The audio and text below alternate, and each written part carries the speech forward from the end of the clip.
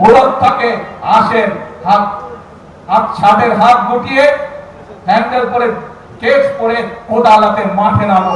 আপনাদের পরিকল্পনা যদি আগামী 3 মাসের মধ্যে সমস্যার সমাধান করে দিতে পারে, তাহলে আমি আপনাদের পরিকল্পনায় গ্রহণ করব। তাদের প্রতি আমি চ্যালেঞ্জ ছুড়ে দিলাম।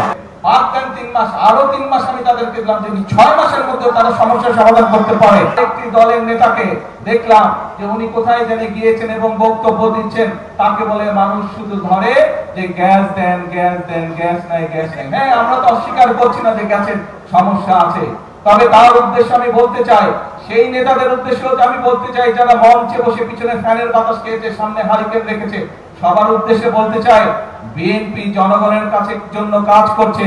বিএনপির পরিকল্পনা রয়েছে জনগণের জন্য, কিভাবে আমরা জনগণের এই জ্বালানি সমস্যার সমাধান করব।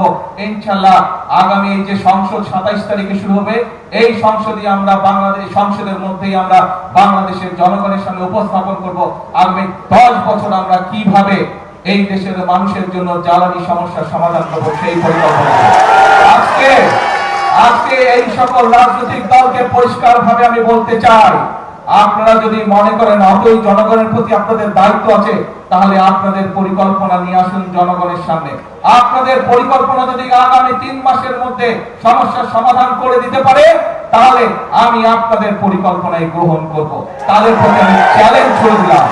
যেই বিদ্যুতের সমস্যা রয়েছে, যেই গ্যাসের সমস্যা রয়েছে, সেইটি সমাধানের জন্য তারা যদি সরকার থেকে ভালো কোনো পরিকল্পনা নিয়ে আসতে পারে, যে পরিকল্পনা আগামী 3 মাসের মধ্যে, আর 3 মাস, আরো 3 মাস আমি তাদেরকে দিলাম যে 6 মাসের মধ্যে তারা সমস্যার সমাধান করতে পারে, তাহলে তাদের প্রত্যেকটি পরিকল্পনা আমরা বাস্তবায়ন করব। সেই জন্য আপনাদেরকে বলবো, আসুন, বিভ্রান্তির রাজনীতি স্বৈরাচার করে গেছে, মিথ্যার রাজনীতি স্বৈরাচার করে গেছে, ভাঙচুরের রাজনীতি স্বৈরাচার করে গেছে।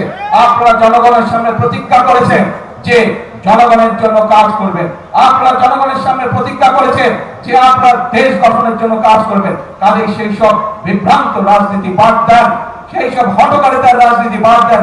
আসেন, জনগণের জন্য কি করতে পারবেন, কি পরামর্শ আপনাদের দলের মধ্যে আছে, সেটি জনগণের সামনে তুলে ধরেন। কি পরিকল্পনা আপনাদের মাথার মধ্যে আছে যা জনগণের উপকার করবে, যা দেশের মানুষের উপকার করবে, সেইটি জনগণের সামনে উপস্থাপন করেন। রাস্তায় বসে ভাঙচুর করা, রাস্তায় বিশৃঙ্খলা তৈরি করার দিন শেষ, সেই রাজনীতি শেষ। জনগণ এখন সেই রাজনীতি আর সমর্থন করে না। যদি মুরত থাকে আসেন, হাত ছাদের হাত গুটিয়ে হ্যান্ডেল করে কেস করে আদালতের মাঠে নামো। মানুষের জন্য কাজ করো, দেশের জন্য কাজ করো, সঠিক কথা বলো।